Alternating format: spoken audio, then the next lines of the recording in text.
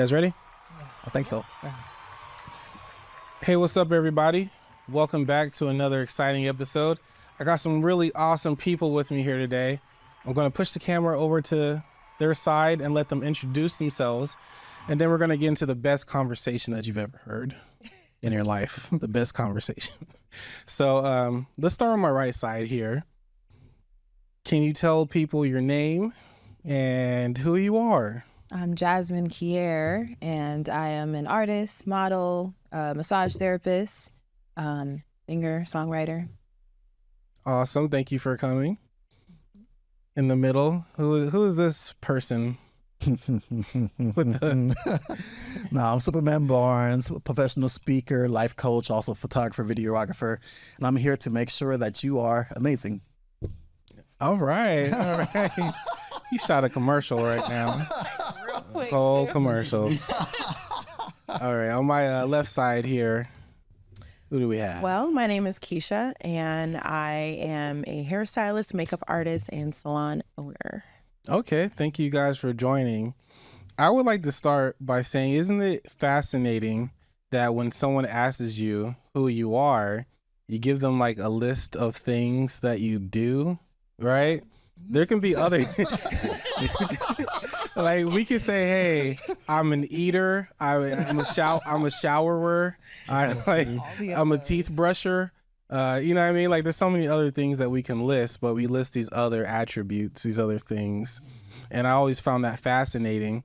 And then some people go really deep into like their belief system, like I'm of this faith, and this is, you know what I mean? That's their title when they introduce themselves. And it's like, oh, okay, that's what's up. Like, I'm not here to convert you. I just want to know who you are. If that's the case, I'm Supamann Barnes, the man of the man of success, the master of the impossible. Pow. Yeah. My tagline. I like your stuff, your introductions, Josh, because you tell people I'm gonna be the best public speaker that ever existed. Mm-hmm. And this is when you first meet somebody. You say that. How did you come up with that? It's not hard. It's how I define myself as that. It's when I realize what I want to be. And me, I was a very timid child growing up, and I was shy. I was the quietest person in the world. I was going through a lot of issues, traumatic stuff, things like that. It was a day that I talk about a lot, which I'm not going to go too deep into it, but literally I had my back against the wall, and I told myself that this crap will never happen again. I started to define myself.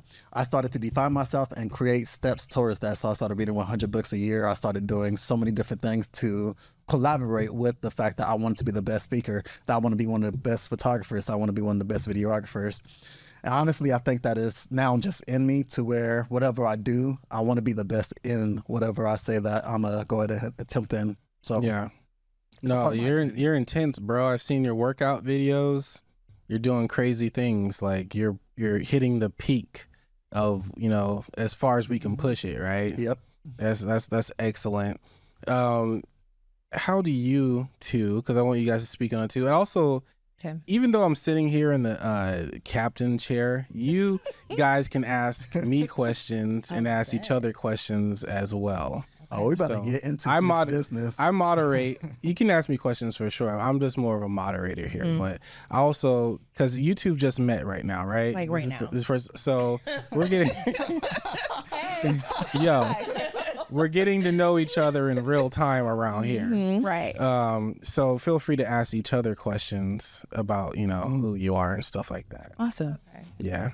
So your business is in beauty. It is. And what exactly do you do in beauty? Like, how you, what is it? I don't understand. Yeah, like what do you do? The best way to describe what I do, obviously it's an art. I do provide, I'm a service provider. So I work with a lot of women from all walks of life. Yeah. And what I do is pour into the women that sit in my chair. So it's not just I came and got my hair done, or I came and got my makeup done. It is a complete total experience. And usually it's quite therapeutic. You know, these are not your average women that come to me. For whatever reason, I attract a certain type of woman. and we hit it off instantly. It's very rare. It's been like a, we don't really vibe, we don't get along, I'm going to break up with you type of situation. But all these women like become pieces of me, and I become pieces of them. And they leave with something more than they came with. And for me, that's quite fulfilling. And I feel like I'm walking in my purpose with that. So I do provide beauty services. It wasn't what I thought I was going to do when I got older. You know, thought I was going to be a lawyer. And then this happened. So, and it's been 14 years, but it's been the best 14 years. A lot of sacrifice that was made to get me to where I'm at today. And it's going to be more sacrifices to get me to where I'm trying to go tomorrow. So, so sacrifices, is that inevitable in success? Absolutely. Like, there has to be some type of sacrifice. There is no way, and I don't mean to like just let me go ahead. There is absolutely no way you can say you want to do something, be great at something, and not have to give up something to get that. Because a lot of times you got to do things that you've never had to do before to get the results that you've never had before. And when you're doing that, you are sacrificing. You're going to sacrifice money. You're going to sacrifice time. You might even sacrifice relationships. At the end of the day. Speak, Kesha? At the end of the, I'm sorry. But at the end of the day, you have to make sure that what you are sacrificing is actually worth the return on your investment. And if it is not, and if it is not, you need to rethink your strategy. And I'm so serious because a lot of people will sacrifice the things that they really need to get them to where they're supposed to go. Because I believe in divine intervention. I believe God brings people and things into your space for a reason, because he has a path for you. And when you deviate outside of that and you're doing what you want to do and not what you know you're supposed to be doing, you're going to go down a whole nother path that might take you 40 years to get out of when it should have just took you 4 days. And I'm not trying to get biblical. No, get biblical. That it's a sacrifice. So you got to really be mindful of what it is that you're going to sacrifice, and it better be worth it. Because if it's not going to be worth it, you did all of that in vain and it was for nothing. And I can't. I love that return on investment that she said, because you really got to look at your life right now and realize the quality of life that you are having. And if it's not where it is, what have you been investing in that is causing your life to be the way it is? Like, a lot of people try to blame people, try to point fingers somewhere. But until we are able to point the fingers at ourselves and say, okay, it's because I'm not doing X, Y, Z. It's because I'm over here scrolling on Facebook all day. It's because I'm over here watching TV 3 hours a day. Like, what am I going to be willing to let go of in order for me to obtain the life that I truly want? So I love that. High five. I call that a lazy spirit. We all have it. It's called procrastination. The thing I showed y'all, sloth, right? It's in the I didn't see that, but go ahead. So I designed my my company employee handbook based off of the 7 deadly sins. And keeping those out of my business, right? Absolutely. So you have, greed, sloth, envy, pride, what am I missing? Gluttony and lust, I think. So your business is a spirit, right? You want to feed it good things. You want it to be healthy, vibrant. So you want to keep those things out of it. So I was like, what are the things I don't want in my business? And I noticed that people, there's something that happens when like attractive people get around other attractive people, or people they're attracted to. Let's say they're not even attracted, like they're attracted to them. Like, hey, pick someone else out there, no one in here, because if it don't work out with y'all, it's gonna mess up my situation here, and I need the skills that both of y'all bring here. So I get physical attraction and how that works, but I'm like, I just don't need that in my business. So that's a big one. And then greed is the other big one, where people feel entitled. The ego, as you said, Jazz, they feel like they are deserving of more, and they take more and they manipulate and things like that. And I was like, especially in the music business, my primary business, is want to keep that out of it.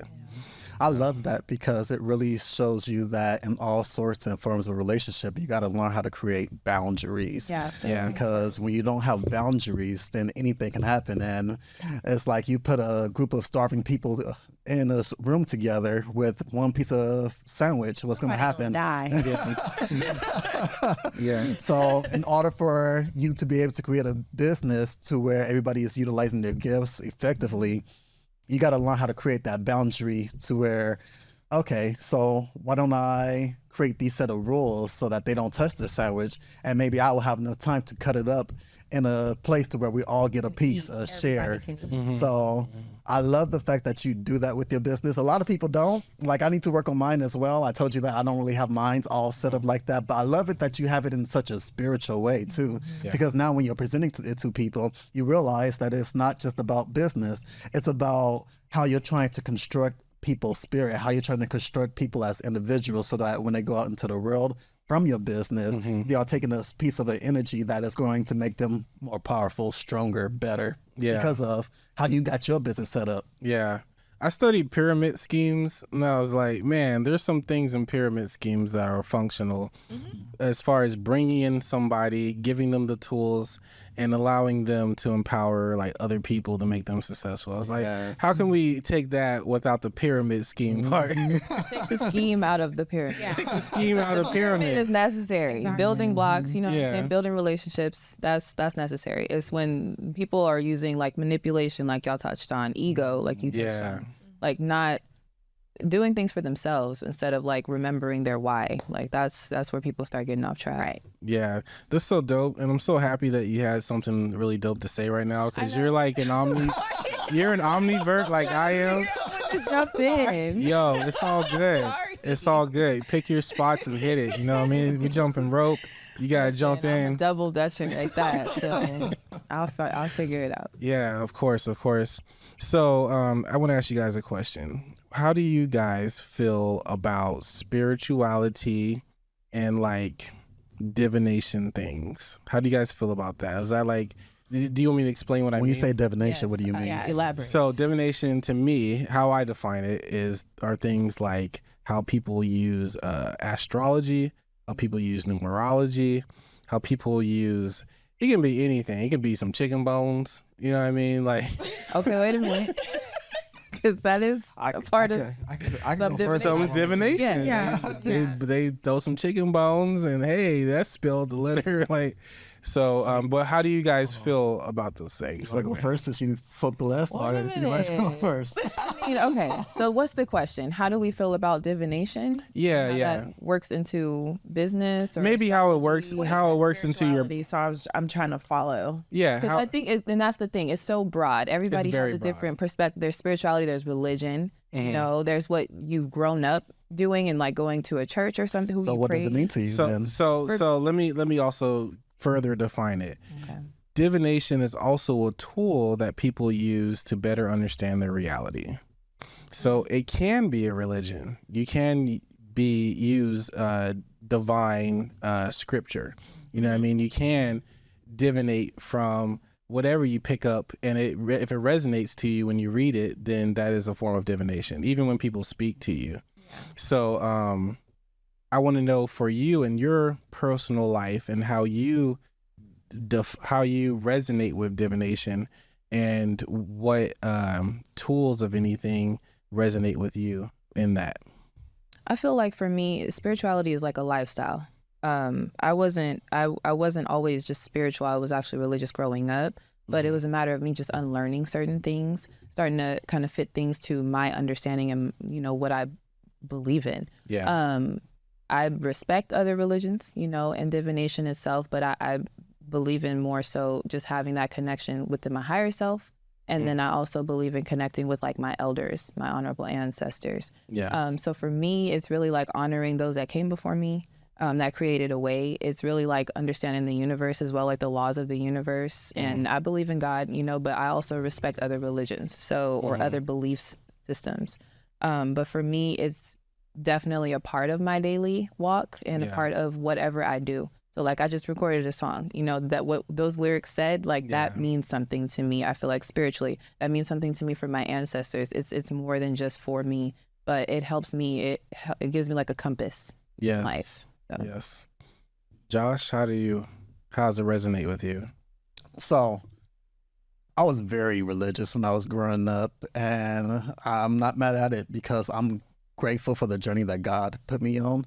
And I was Jehovah's Witness at first, and then I started studying more, and I realized that I was getting called towards something else. And then I went to Church of Christ, which I realized that it has a lot of similarities to Jehovah's Witness, which I know that there are some people that's in there, so I'm not going to really say so much because I respect it. So then I started going to non-denominational, and then I started going to Church of God in Christ, so on and so forth. And then I love the word that she used. I started to really study deeper. In order for me to study deeper, I had to unlearn a lot of things that the preacher tells us on the pulpit versus what it says in the Bible. Yeah. Because a lot of the things that is being preached on is not exactly what the Bible says. It's like they take a little verse and then they make it into their own thing versus taking it for what it actually is. So I started reading the Bible deeper and in more depth. And then I also started studying upon other religions and stuff like that so I could find deeper meaning. And I realized that there's a lot of similarities to a lot of religions. A lot of them have 12 disciples. A lot of them, the person died for love and stuff like that. Yeah. And the more I learned, the more I realized I don't know. So the more I realized I was ignorant. So I say that my religion is two things. It's ignorance. And ignorance means that you don't know everything. The more I learn, I realize I don't know. Like, I'm not going to be boastful. I'm not going to put myself on a pedestal. And I realize how small I am compared to how big the world is. Yes. So in that means I'm not going to talk down on you saying that you're going to go to hell. I'm not going to talk down on you saying that you're wrong because I don't know everything myself. Like, I could be doing something wrong right now. Like, maybe when I twitch my pinky and God is like, or when I do something, like, I'm not sure if God is a he, a her, a it, and maybe going beyond something like from our imagination. Like, why are we limiting it to what flesh is? Flesh is man, flesh is woman. So when we go outside of that, maybe it's just pure spiritual to where we can't understand.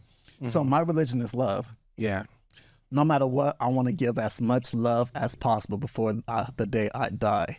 So that is what I need to do on this earth, because if I'm trying to focus on the things that I will never know completely, then all I'm going to do is waste time telling people how to live their life when I'm not absolutely sure. But one thing I do know is that God, the universe, frequency, spirituality, everything corresponds with love.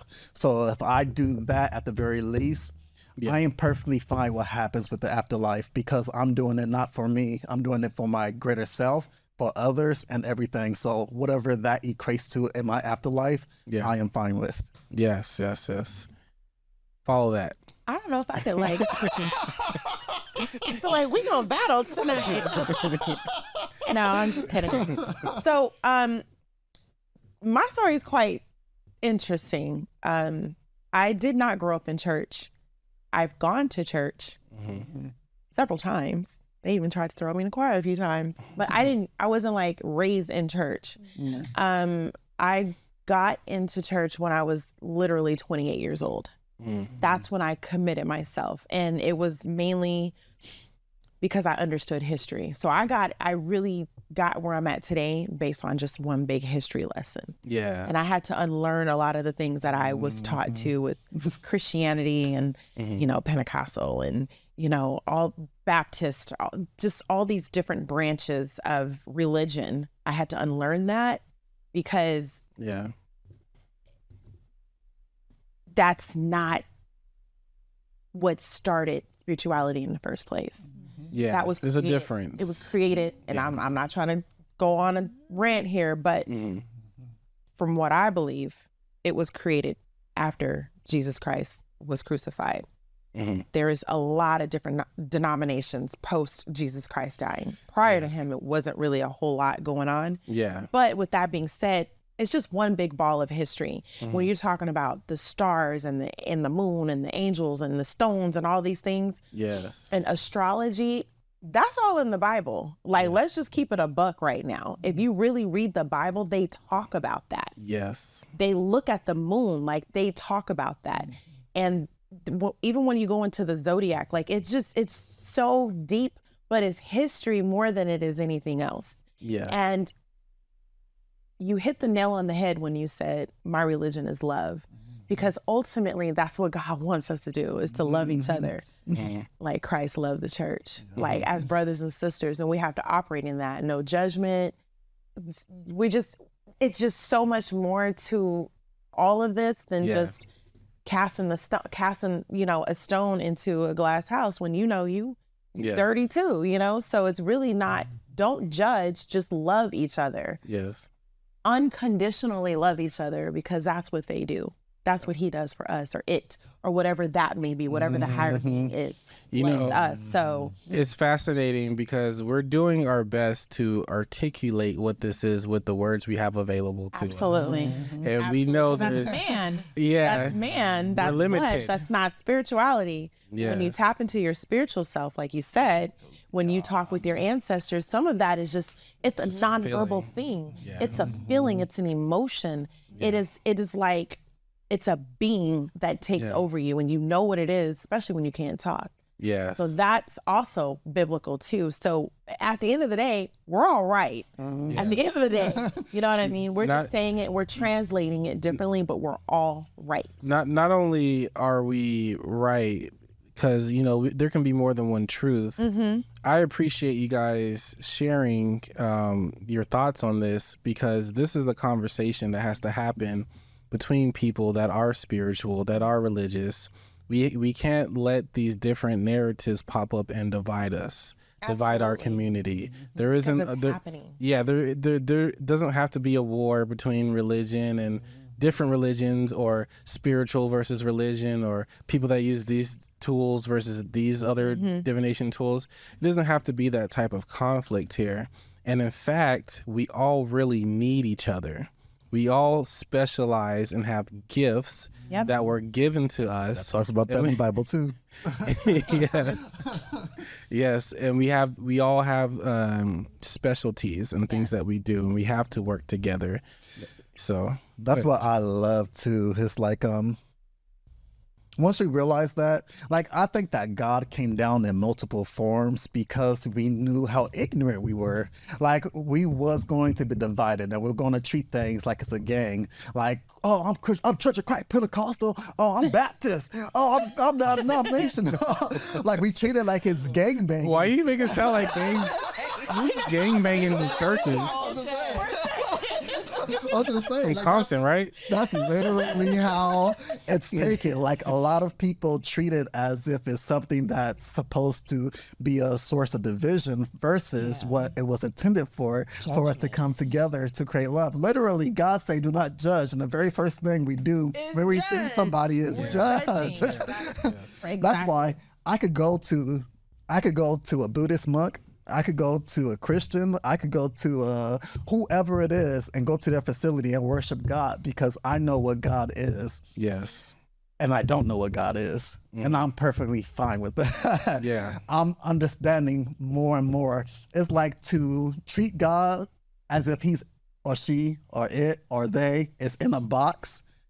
I think it's selfish, because God is limitless. We are limitless. We are children of God. So if we have a piece of that power, we got to understand that we are miniature gods ourselves, not gods with a capital G, but we are a form and a source from him. So we have that same power to tap in. We were created in his image. Exactly. So if we're created in that image, then we should be able to understand the limitless power that God has, because every time we went through a situation, there was things that happened to us that we was able to overcome and get out of, and we have no explanation of it, but it's like when there was a call to action, we was able to do it. So to put God inside of a box and think that that's it, it's infinite. Exactly. You can't do it. Yeah. And my pushback, I want people to have the coping skills to be able to critically think against indoctrination. Thank you. So we're all indoctrinated. We're programmed. We go to school, we say the Pledge of Allegiance. We don't even know what it is. We're just why are we saying the Pledge of Allegiance? Right. It's just words to us, but we're throwing it up for America. You gotta go, Josh? No, time out. Oh. Well, no, pause. you're not recording off of the cameras. I'm not recording out the Okay, camera. never mind. I have a 30-minute all time. audio? No, this is video. This video, It's a video He's too. using the thing. So if it was memory cards, A7 Mark IIIs have a 30-minute time limit. Oh, it's about to cut off. Well, we're about to hit our. Are they recording or are you? They're still recording. I can still. Are these recording? They're recording through here. So yeah, so that's fine. As long as it's not recording on there, that has a time limit on there. Oh, Here, you're fine. So never mind. No time out. Okay, man. No, we're gonna leave that. We're gonna leave that in the show because we're just gonna let our viewers know how raw this show is. Get some technical breaks there.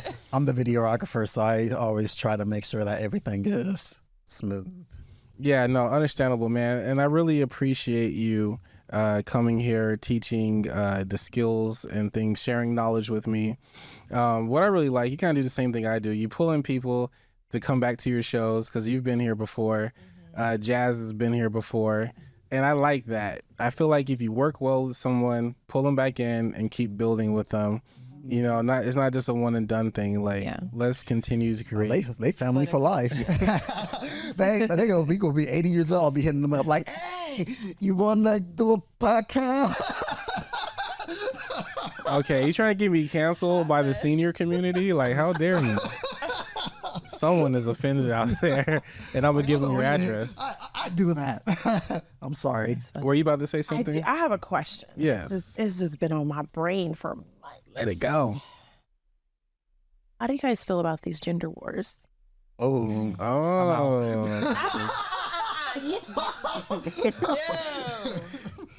Get over here. So I want to kind of start off with the gender war thing is again and what it's doing to our community. Yeah. That's important.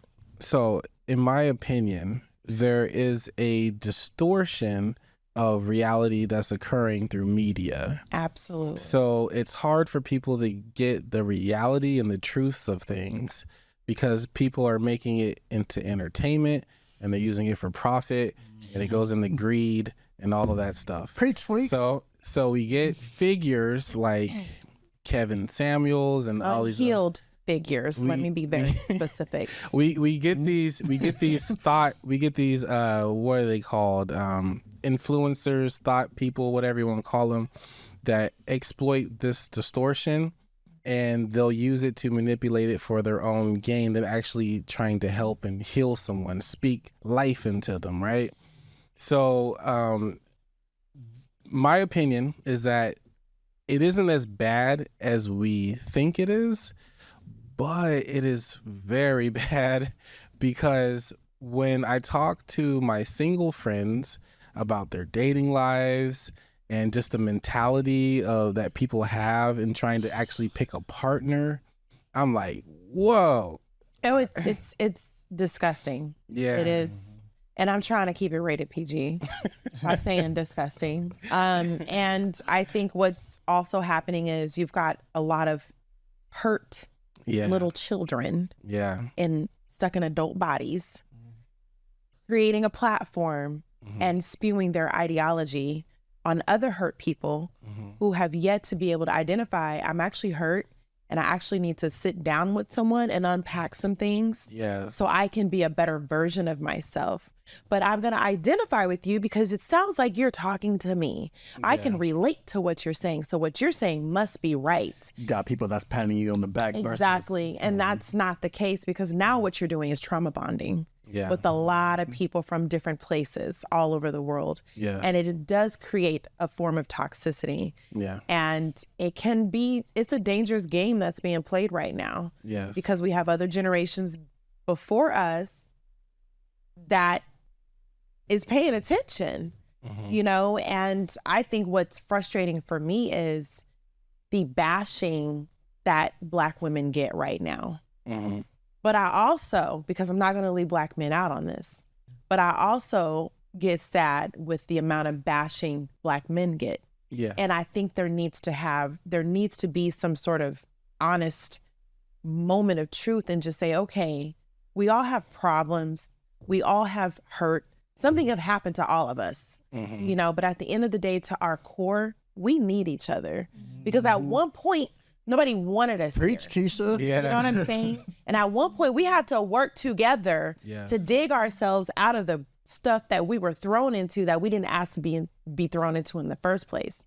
So we have to get back to that space. And how do we do that? It's a lot. Yeah. To be very transparent with you, but I think it's doable, but people have to be willing to do the work. I just want to see our community really be stronger than what it is because it's being broken down Absolutely. like really, really, really bad. And I have a son that is going to be 23. I have a daughter that's going to be 25. And they see this stuff.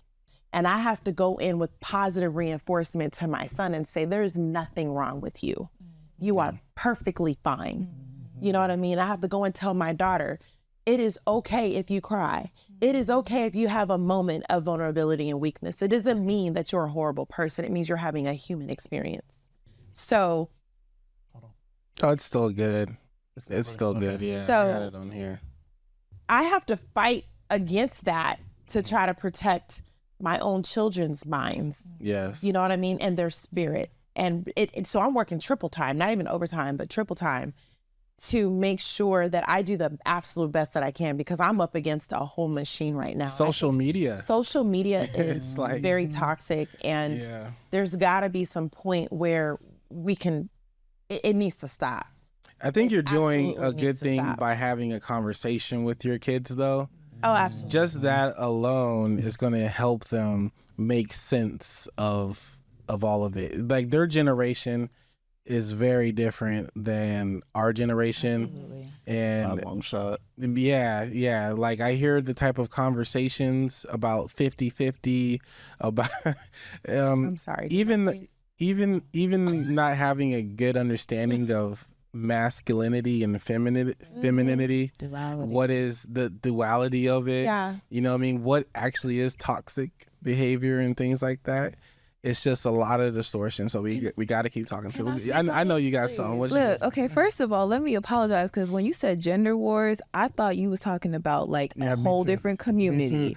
Well, I mean, we can talk about that too, but no, I'm talking about Black women and Black men. Okay. specifically. But you mean like what is a woman? Is that what you mean? Like LGBTQ. LGBTQ. I thought we Okay. was talking about those All right. words. No, I was I'm like, sorry, that's my a whole apologies. Yeah. different thing. Yeah. Okay, but as far as the healing goes, like I definitely feel like, man, it's an inner work that you got to do for sure. You have to Absolutely. start within yourself. Yeah. But unfortunately, it gets passed down, I feel like, genetically as well. So if you're not learning, then the next generation is not learning, and and then we have these curses that are just Generational. following us until somebody finally realizes, like, I can heal. You know what I mean? I am better than that. I don't, just because, maybe mom didn't understand, don't whoop me, speak to me. Maybe Right. dad didn't understand, like, coming home will actually make me, feel more secure than Right. being out there all the time, or just whatever people are going through at home. Yeah. And in parenting, I feel like it can definitely be broken. It's just a matter of the inner work, the understanding. I mentioned that before, the understanding. One of my favorite words now. Yeah. and one of mine too, because I feel like you have to go within to Yeah. really be able to heal what is going on with you. You can't be looking for the answer on the outside. You can't be looking cannot. for that outside of home.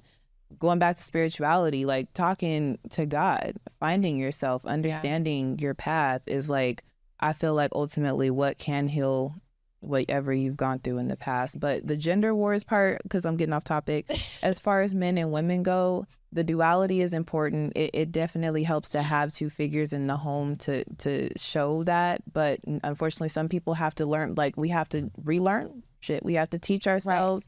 We have to figure out what that looks like. Even like women balancing masculine and feminine energy. Like Yes. I remember seeing so many different like ways of them saying it, but a woman will automatically turn on her masculinity when she doesn't feel safe anymore. Absolutely. When she can't be soft, she's gonna kick into that. And Yeah. then men want to, battle with women about you be too independent or, give you like assign you a role. And it's like, I'm cool with going 50-50 with somebody just because I've had to do it all on my own. So at Right. least having that other 50 would be dope. Absolutely. But when you have to do it so long by yourself, it's like, damn, like that's when that healing got to kick in, because otherwise you really finna be out here resenting everybody, and then it's gonna get passed down to your relationships, your friendships, your children's relationships with you.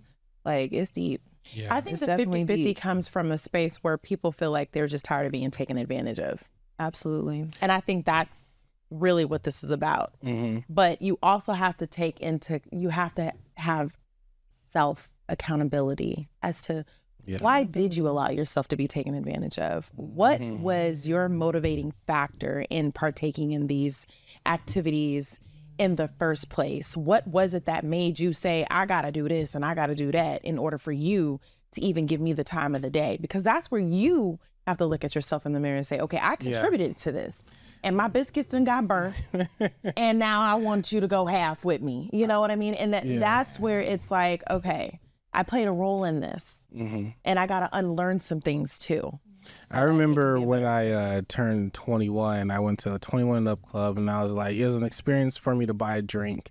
And that was the first time I learned that, like, you can buy a woman a drink, right? So this woman started talking to me, and I was like enjoying the attention, and we talked for like an hour. Like, we were just chatting it up. I bought her a drink. She got the drink, and she's like, peace. And I was like, what? You talked to me and we connected and all that just for a $7 drink? And that to me was like my first signal, like, maybe some people are playing a game, like a different kind of game, or a long game, or whatever you want to call it, and they'll do it to get it's like survival, right? They're unhealed, and so they have these survival things that they're putting in effect. Like, oh, she made me believe like she was a genuine person, like trying to connect with me just to get the $7 drink. That was wild. And then I had that in my mind, but I didn't stay hurt. You know what I mean? I was like, I don't care. I'll buy everyone a drink. You know what I mean? Like, it's not going to affect my night. I just know that that's now a possibility. Absolutely. Yeah. Absolutely. Yeah. Josh, we're looking at you. Well, look at that. Let me tell you. Like, all y'all can't look at me at the same time. Because we know you got something to say, bro. Like, so. You about to give us the motivational. Well, because there's a lot that y'all said, and I love that all of you talked about the inner issues that come with it that we have to heal from. I think we was misled by movies, R&B songs while growing up to cultivate a false reality, a false sense of how relationships work. Like, I thought that I was gonna go to Chicago one day, it was gonna start snowing, and I was gonna see the girl of my dreams. Man, I went outside, it started snowing. I wanna go down, I wanna go down, I wanna go down. It's like we created these false interpretations. Into the fantasy. Exactly. And I think that's what a lot of people did, because a lot of people get into the first relationship and just want to give up. Or they deal with 2 people and they want to give up. They deal with 3 people and want to give up. Like, you're going to judge every single man or woman that's in the world based off of the 3 people that you dated, then you don't truly understand how relationships really work, because each relationship is teaching you more about yourself. And you have to understand that you have to level up and become more after every relationship. Right. Like, what did I do? What didn't I do? What do I like? What don't I like? Like, what can I take in the personal responsibility in this relationship so that I could gain power and give it more to the next person that I'm with, so that I can become an asset versus a liability. I think a lot of people now are becoming liabilities because they're allowing their pain to become their definition. Yeah, exactly. So now when you're being manipulated and run by pain, then you got these people that wants to like punch their chest out and show how macho they are. The alpha males is coming out, or calling people beta males. Or I think that we live in a society right now where we're trying to do everything in our power to control the situation versus creating a place to where we create understanding. And when we are over here trying to force people to be the way that we want them to be, then there's going to be so much conflict, because I'm not here to be your God. I'm not here to be your puppet master. I'm here to make your life better. I'm here to not bring you peace, but be another piece of peace. You have to learn how to find your own peace. Yeah. You're gonna have to take control of your own life. And I think that a lot of people have fallen into their pain, their trauma, the drama, the issues. Like, even the past. Like, I think that we need to let go of how things was back in the day. I'm so sick of people talking about back in the day. Like, back in the day, Nah, back in the day it was worse. I was about to say, back in the day, we didn't have, how many of us grew up with our fathers? Like, raise your hand if you grew up with your father. I did. Okay. So 50 right now. Yeah. So when you go to the hood, majority of us didn't grow up with our father. I only seen 2 or 3 men that was consistent, that was in the hood, over 400 or 500 kids that was in there. So they didn't really know life like that. And it's plus, you got to think about how situations was. Whatever happens in this house, stay in this house type mentality. Yeah. So they was very very issue bound and holding everything in, to where they unleashed it on their wives, they unleashed it on their kids. Well, a lot of us got beat, a lot of us got molested, a lot of us got all these things down the road because of the fact that they never healed. But they want to say back in the day wasn't all that good, and we need to let go of the interpretation of what music videos, music, TV shows, and all this other people talk about back in the day. Even some of our parents, I look at some of our parents, aunties and stuff, I see that they went through so much hell. Yeah. And they think that, like, that's how life was supposed to be. That's not how life's supposed to be. Like, we got to take ownership of our present. Like 50-50 now, like, I get it. I understand. We are not where we used to be. Houses does not cost the same amount that they used to. Cars don't cost the same amount as they used to. 50-50 isn't bad. If you need 50-50, then do 50-50. Yeah. If you can take care of your wife, then that's a beautiful blessing. That means you're in a financial situation to where you got it under control. Not everybody is blessed with that opportunity at the moment. So we have to learn how to evaluate ourselves and figure out what we need to do in our present, so that we can open up this gift and be able to present people with happiness. But instead, we're taking it out and trying to pull out things to create self-sabotage, to create friction, to create trauma, to create pain, because we felt pain from the 2 or 3 people that we dated. Nobody never taught us about relationships. That's taboo. Nobody talk about sex. That's taboo. Yeah. I tell everybody I'm blunt, Josh. I tell you every single little detail, and I am perfectly fine with that. If you're uncomfortable, let me know. But if you're cool with it, I'm going to tell you every single detail, because I want you to know that you could talk to me about anything, everything, and I'm gonna talk to you about anything and everything, because we need to start creating that space to where this stuff doesn't sound weird when we talk about it. Because say, for instance, if you get into a relationship and you have a high sex drive and your man don't have a high sex drive, but then you're thinking that he don't love you, when really it's just like he has to go through his situation to try to figure out how to bump up his libido. So so he can please me. Exactly. So if we the way she said That was passionate. That was perfect. so that he can please her. But if we don't have those conversations, then her mind is just going to be roaming and thinking that he don't love me, he's over here doing it to somebody else and all this other stuff. But to kind of piggyback off of that, we have to create a safe space for our partners to be able to come to us and tell us, to create that place of understanding. I'm struggling in this area. Like, what can we do? Yeah. But when you don't create that safe space, or let's say that the safe space was created, but they still make a decision not to come and have that conversation with you and create other scenarios outside of you because they don't feel comfortable, it still causes conflict. So you have to be really ready to be uncomfortable. be uncomfortable. Have those conversations. And have those conversations. And then also be okay with it, saying, you know what, this ain't for me. Yeah.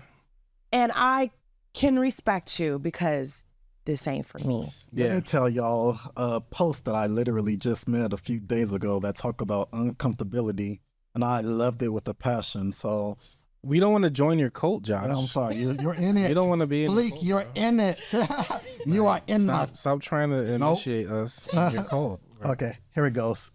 So uncomfortable doesn't equate to unhappiness if that which makes you comfortable is the very reason that's making you unhappy.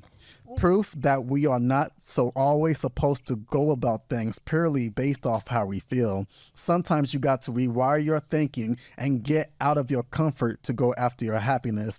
That is the moment when you have to decide to finally face against the piece of who you are that's weighing you down to become who you want to be. Change is sorry about that. Change isn't easy because it's you defeating your current self. That means no matter how amazing you are, no matter how dope you see yourself, you still acknowledge your weakness and decide to work on them consistently. This, to me, is the peak of maturity. I heard that, and you know what I thought? When people decide that they want to go to the gym and work out and transform their body. Mm-hmm. That's definitely. Don't nobody want to go to the gym. Yeah. And don't nobody want to feel that pain the next day. You are very uncomfortable. But when you're committed to being that level of being uncomfortable because you see the end result. And that's the driving factor to keep saying, I'm gonna keep burning, I'm gonna keep squatting, I'm gonna keep lifting weights, I'm gonna keep doing my cardio, I'm gonna keep feeling that pain the next day because I am changing my body, I am transforming my body. And I'm putting myself in a space where I'm going to feel better about myself because I'm going to look better. And I'm changing the things that I don't like and I'm turning them into something that I do like.